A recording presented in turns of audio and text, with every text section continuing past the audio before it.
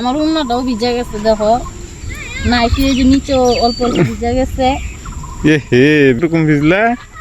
আরে রিলস বানাইতে আয়া ভিজা গেলাম, বৃষ্টি আয়া পড়ছে, বৃষ্টিতে অর্ধেক ভিজাই করলাম রিলস। এখন বাড়ি যাইতেছি, এখন খারানো দেখি না, মুরগির জল দিন, পরে মুরগির জল টল দিয়ে আসা পরে একবারে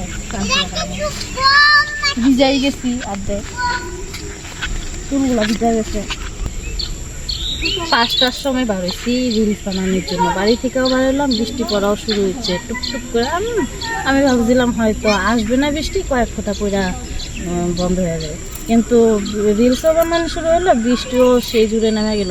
তারপরে কিছুক্ষণ দাঁড়িয়ে থাকলাম পুকুর পাড়ে, এই যে মন্দিরের ভিতর।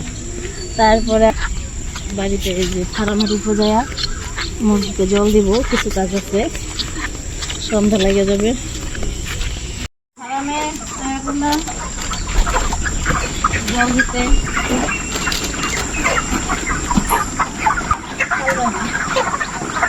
কালকে মুরগি চলে যাবে, মুরগি ডিম করে গেছে,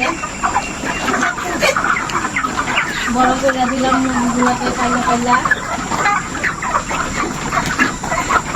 এই জলগুলো একদম মুড়া করে ফেলেছে, ভিতরে কিন্তু যত হয়েছে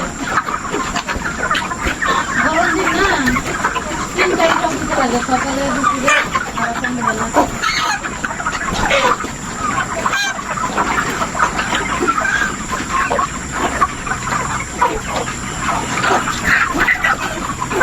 ফ্যান চালাইলা না? না ফ্যান বন্ধ।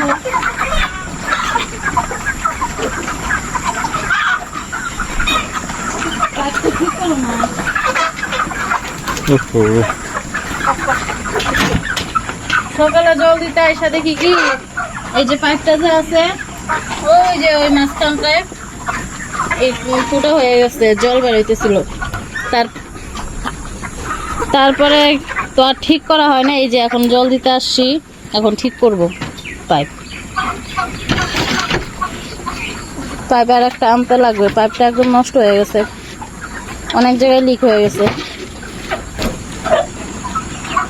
এই যে দেখো আমাদের মুরগি,